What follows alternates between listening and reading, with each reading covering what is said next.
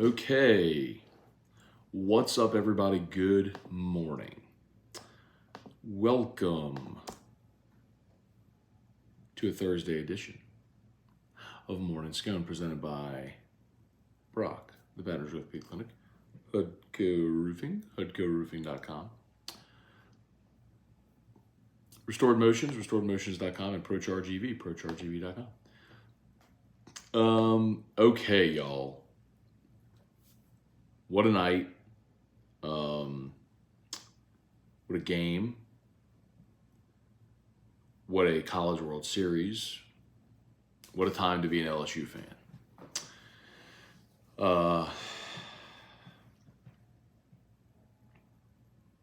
Man.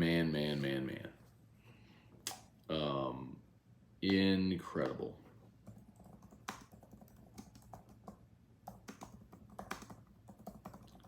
LSU beats Wake Forest 5-2.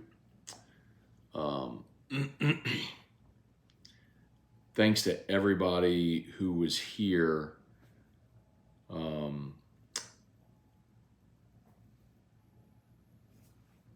Last night for the post-game show. At one point, that's definitely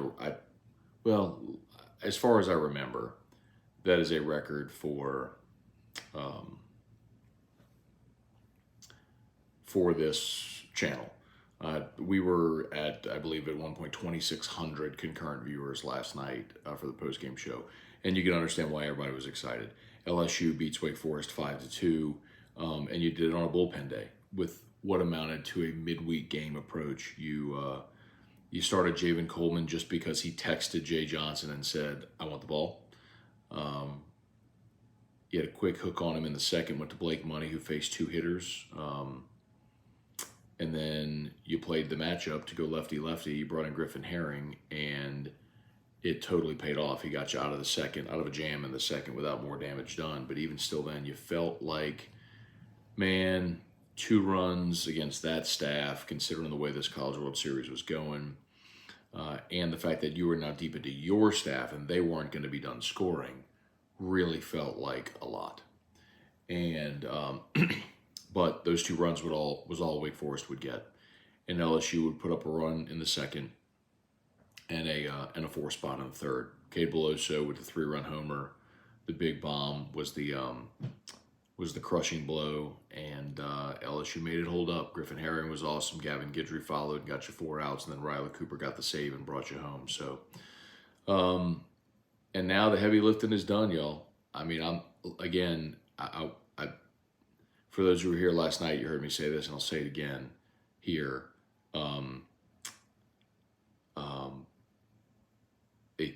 You still have to go win the game today again against a great baseball team. I don't know. I'm going to check this real quick, because I honestly don't know that Wake Forest, because they never lost a weekend. So I don't know that Wake Forest lost back-to-back games all season. It's very reminiscent of the 1986 Texas A&M regional that LSU won in College Station.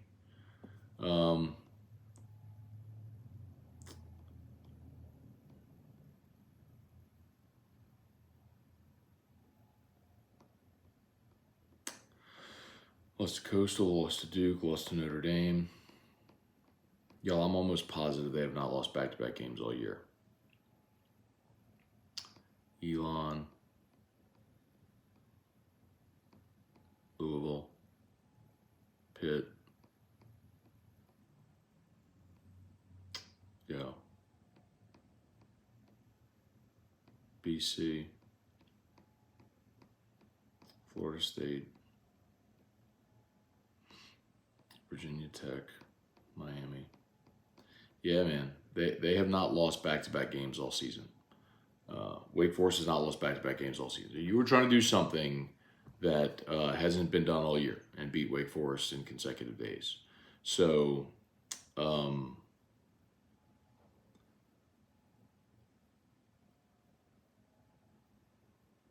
again, my point being, it's far from done. It's not going to be easy. But you feel great because you have Paul Skeens pitching, and LSU is the betting favorite in this ballgame. They were not yesterday. Wake Forest was the betting favorite in that game, and it started with LSU like plus 220, and by the time that thing went off, it got all the way down to like minus or plus 120 or something like that. Like, so heavy money came in, heavy action came in on LSU, but LSU's the betting favorite tonight against Wake Forest, and why wouldn't they be? They've got Paul Skeens going. So major hat tip to Griffin Herring, and the point that I want to continue to hammer is we're comparing this to 2017, and I understand why, because you're coming out of the losers bracket at the College World Series, you're attempting to, and you've now won back-to-back elimination games. You got one more to go. But again, back in 2017, your first elimination game was against Florida State. You had Jared Poche going, the program's all-time wins leader. The second day, the first one against Oregon State, you had Alex Lang going, an All-American and first-round draft pick. It wasn't stunning that those guys won those games.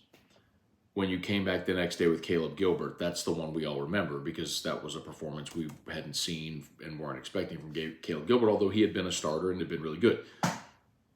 What we've seen from LSU the past 2 days is nothing short of amazing. To beat Tennessee with Nate Ackenhausen giving you 6 and Riley Cooper following it with 3, and then to come out with a midweek day where you go, look at it. It was Coleman for an inning in the third, Blake Money for a third of an inning. You face 2 batters. Griffin Herring, eats up the middle of the game for you. Gavin Guidry gets you an inning and a third. Riley Cooper gets you an inning and a third. It's like, that is how they pitch a midweek game. And they beat who is to this point had been the best team in the country. Incredible. Okay, let's say some good mornings here. LSU and Wake tonight. So it'll be Paul Skeens against Rhett Lauder. Both will be on 4 days rest because both pitched on Saturday in their College World Series openers. Both Rhett Lauder threw right at 100 pitches and Skeens threw 123, I believe. So we'll see. All right, Pat Huseman, good morning. Palumbos on the go. Good morning. My wife Renee and I have been tuning in for about a year now. The frog pajama conversation finally made her comment and defend D-Rock. We laughed all night. Thanks for the content. That's awesome. Yeah, so for those who were not here for the post-game show, I would say the last 5 or 10 minutes of it went a little bit off the rails. Alex Davila, good morning. Great game. Performance from the bullpen has been nothing short of spectacular. After all the hell everyone gave their pitching this year, I'm glad they shut everyone up. Alex, I'm going to say it again, and this isn't me like taking a victory lap or pointing the finger at people, but now, I didn't think they had the depth to come out of the losers bracket, okay? So my hand's in the air on that. But when the criticisms was being levied all throughout the year, the point I made consistently was they had enough pitching to win in Omaha because we've seen Paul Skeens be great, obviously. We've seen Ty Floyd be great. We know guys like Cooper and Ackenhausen and Guidry and Herring at times this year had been really good. There's a big difference with how you approach a regular season game, week, series, weekend. And that's the thing that's so hard for people to understand during the regular season. Like so much of yes, you're trying to win all the time, but so much of it is you're learning who you count on. So when you get into tournament play like this at the end of the year, you're leaning on the people you count on. You're not guessing anymore. That's why you haven't seen Christian Little yet. That's why you haven't seen Bryce Collins, Sam Dutton. Like you know who you count on, as opposed to giving them the ball in the midweek in April to see, hey, let's see if they can find a little something here. That those opportunities are gone. You're rolling with the guys you count on. During the regular season, it'd be rare that you'd have rolled out Riley Cooper like this. Now he's pitched back-to-back nights 3 times this year, but that was 4th last night. Well, let me rephrase that, where he sort of extended. But anyway, Lucy B, Cliff Nelson, good morning. Reed Rule, what's going on? My liver has been given a great workout this week by this team. Let's keep it going. Weston, any word on GSA winner? When do they announce that? So that's Golden Spikes Award. They announce it during the championship series. So I think that's on Saturday. It's on the 25th is when they announce. So today is the today's 22nd, right? So 3 days they announce it. So that would be Sunday. Sunday they announce. And Sunday's a day game. That makes sense because they're announcing it, I think, right before the game or maybe during the game. Andy Roberts, good morning. Who's your top 3 LSU accomplished athletes in history? If Skeens pitches tonight, puts LSU into the Natty, would he be considered top 3 or 5? So Andy, I think that's a longer, deeper conversation based on criteria. Are you talking about individual seasons or careers? Individual seasons, Paul Skeens is undeniably right there. Careers, because it's just 1 year at LSU, it's harder to have that combo. Craig Duga, happy Skeens Day. Charlie Cavell, Bubba Smith, Jeff McKithen, what's going on? Charlie said couldn't be happy for a guy like Cade Beloso. Cade's awesome, man. That's Hudco hometown hero, Cade Beloso, by the way. Yeah, Cade's a great dude. And you're seeing that story and the perseverance on display, and an easy guy to cheer for, and I know everybody's happy for him. So, huge moment. You know, we talked about Cade and Gavin yesterday on AFR. I looked it up. Both have more than 600 career at-bats. And when you think about that, you really put that into context. When you have more than 600 career at-bats at this level against the SEC, there's just very little that you haven't seen. So you face the best arms, you've been in the biggest moments, you're just not rattled by a circumstance like that. So that was awesome. Hunter Eilers, good morning, get the Jello shots ready. Matt Godwin, Jerry DeLucky, what's going on? Good morning, Jerry from Phoenix. All right, man. Glad y'all still enjoying the trip, dude. Ryan DeLon wore the same clothes last night as I did Tuesday night. Wearing them again tonight. May smell awful, yeah. But got to do it for the Tigers. Ryan, I hate to be the bearer of bad news.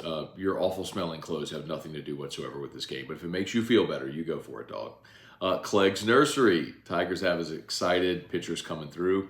Heck yeah, y'all go see our friends over at Clegg's. Awesome people. Love getting in there. I keep reminding y'all, go get that Aeon mosquito barrier if you got mosquitoes.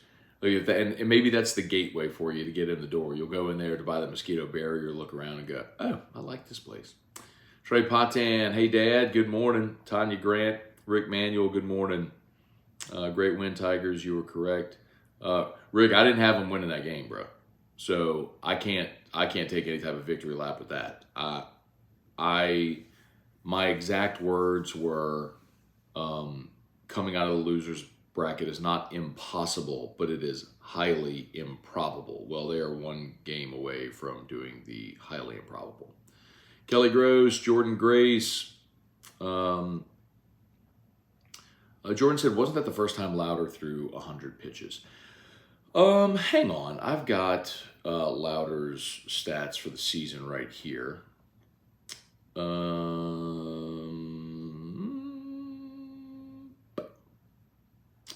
Here we are.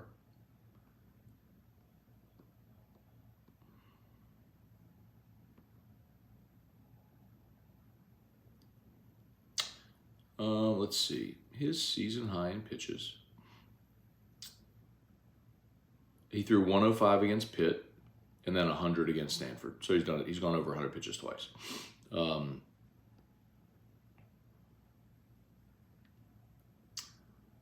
here you go. 83, 87, 89, 98, 94, 92. He didn't pitch against Clemson. 99 against NC State. 88. Didn't pitch against Pitt. Oh, I'm sorry. Wait.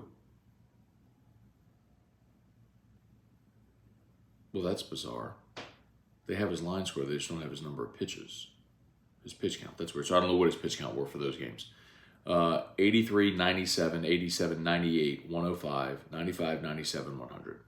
So they've ramped him up here since the middle of May, where you saw a lot of 80s. He's going 98, 105, 95, 97, 100. So he's gone over 100 a couple times, but he's been tap dancing around that a bunch.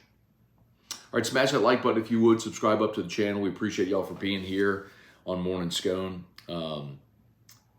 If you're new on YouTube, please subscribe. Facebook, please like the page, share the post, like the page, share the post. As always, We're brought to you by Brock, the Baton Rouge Orthopedic Clinic, and Hudco Roofing. You need an orthopedist, go to Brock. You need a roof, give us a shout at Hudco. I got Hudco pinned there in the chat, and I know so many people just affected by the, whoops. So, let's see.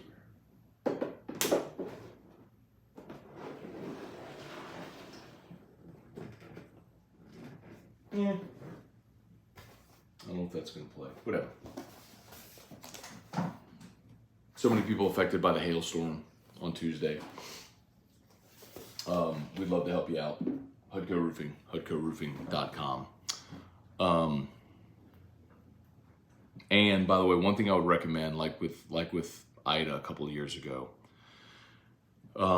just real quick, because a lot of people have asked this. So first of all, like, we can be roofing inside of 48 hours. Like if we have your shingle color and you're ready to roll, like we can be roofing within 48 hours. So we can get started around quickly. The other thing I'll remind you is sometimes it's really important if you can sort of cluster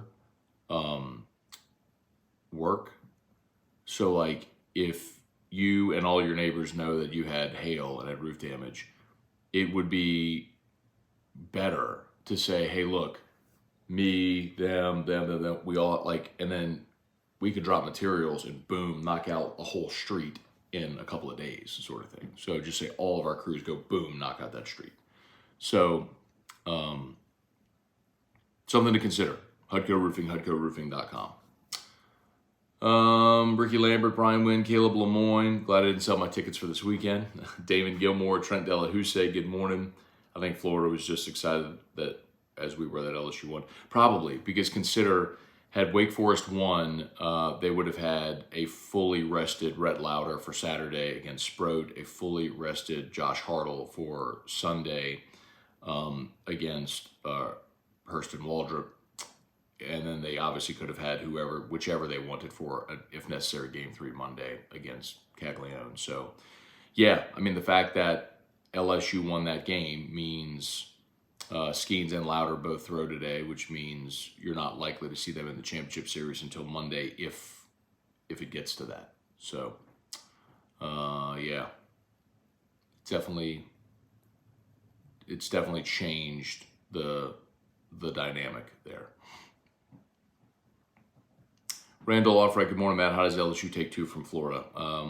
Randall, let's take 1 from Wake Forest before we start talking about taking 2 from Florida. And I'll just have a much better sense of that after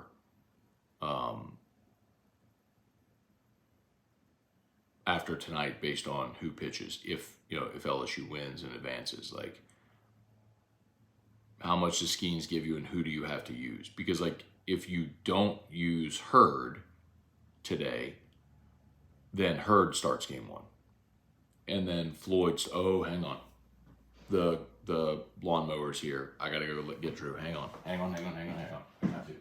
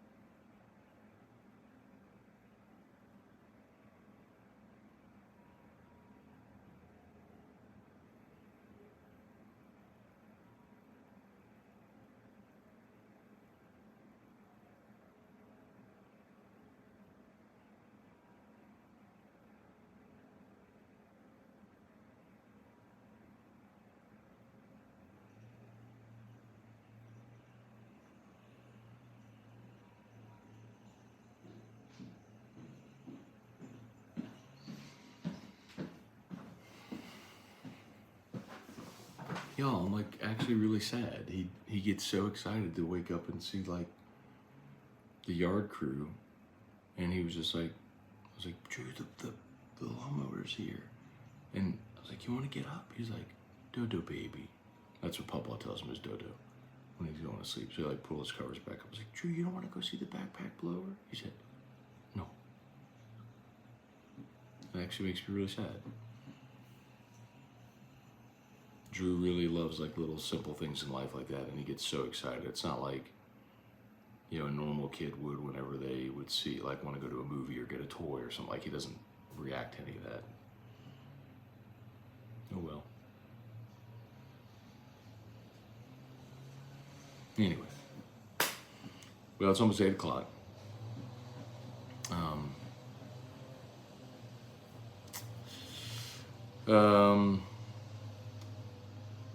Samuel Smith, wouldn't be surprised if Cooper throws 40 more pitches tonight. Big blue Coop, don't get tired.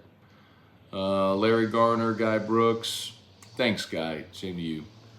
Reed will win tonight, you get 3,500. Yeah, we may cross 3,000 viewers tonight with a win. Maybe either way. Alan Hulk, LSU grad, 86 and 89. Good morning from Rady, Yorktown, Virginia. Thanks for being there, man. Appreciate that. Brian Wynn, if we're going to bunt runners over, can we at least get the ball on the ground? How about just not bunting runners over? Trivia Carter, good morning. Samuel Smith, Merrifield breaking for home on a pickoff move, show no confidence person at the plate. I don't know. I was starting to listen to the press conference last night after we finished the postgame show. I didn't finish it. I'm going to listen to it this morning. I don't know if Jay was asked about Merrifield breaking for the plate in the 8th. Boy, they really, really blew a couple of opportunities to blow that game open. But, and that's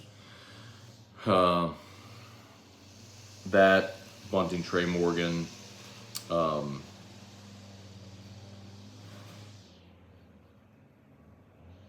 I mean, just the decision to start Javen Colvin. I mean, somebody had to start and he wanted the ball, so he gave it to him. But,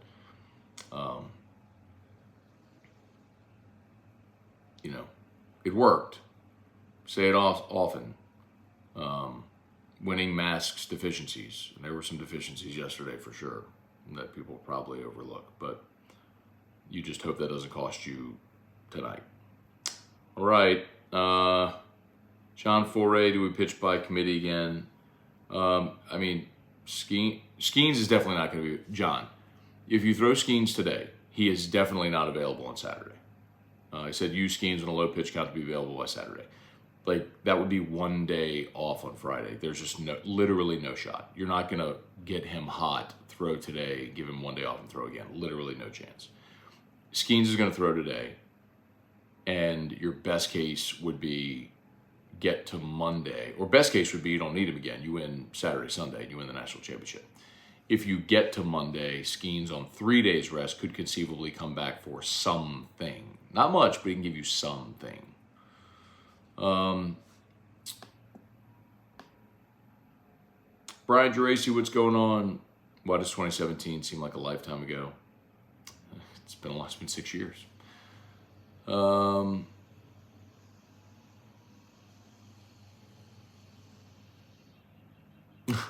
Tanya said, so proud to see our bullpen. Our pitchers do an awesome job to silence the bullpen haters. Now, if we could only see Thompson bat 400, we could take care of those guys too. Jordan Thompson's had a great career here, man. He's a great player, and he is absolutely scuffling at the plate. There's just no doubt. There's just no way around it. He has really struggled at the plate. So, but it happens.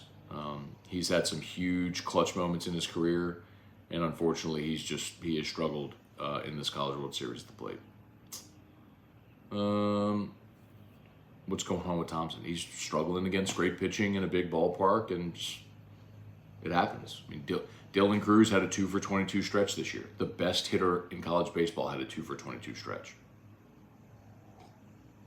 And y'all all were asking, what's wrong with Dylan Cruz? It's baseball. Yeah, it's baseball. Ethan Davidson, thanks for providing quality content for us. I enjoy AFR, Morning Scone, and after game shows. Thank you, Ethan. Appreciate you. Ryan Slayton, Bengal Tiger, Stephen Gibbs, morning. Surprised we haven't seen Jones in a pinch hit situation yet. Why? Stephen, where's the situation you would have pinch hit Jones? Like, I don't know. The only conceivable situation where I would have thought a pinch, you would have gone to your bench for a pinch hitter. You could have, in theory, against Tennessee when it was 2-0, pinch hit for Milazzo in the 8th with the runner on third, and 2 outs, but he had the wild pitch and the run scored, if you remember. And again, if you're going to do that, normally you would pinch hit because you need offense in that moment. And by the way, you're saying Milazzo. And by the way, Milazzo was 2 for 4 last night. So, and also you're not going to pinch hit when you have a lead. Typically, you're going to the bench if you need offense in that moment. If you're winning 2-0 and you've got your best defensive catcher in the game, you're not going to take out your best defensive catcher when you're winning. Like normally that's the point of the game when you would insert a defensive replacement. There's no sense in inserting a defensive replacement when you've got your best defensive player in the game already. So no, I don't think there's any spot. And the other thing too is if Milazzo's a right-handed bat, so if you were going to pinch hit for Milazzo, you'd be trying to go match up with a right-handed pitcher with a left-handed bat. Well, the only left-handed bat you have on the bench is Ben Napolt. So no, there's really no situation. There's no situation where, I mean, they've played now, I'm losing count, they played 4 games. I literally can't think of a situation where I was like, yeah, they need a pinch hit right here. So, all right, y'all, I gotta go. Y'all have an awesome day. Please smash the like button on YouTube. Subscribe up to the channel. Facebook, please like the page, share the post. Thanks for being here. I'm going to get you LSU Daily, probably around a little before lunchtime. And we'll do AFR 3, and we'll look forward to you. We will have post-game again tonight. As long as they keep playing, I'll keep doing post-game. So right back. So Facebook, it's on YouTube. I'll post a link, but a YouTube-only post-game show. We'll see y'all then. Peace.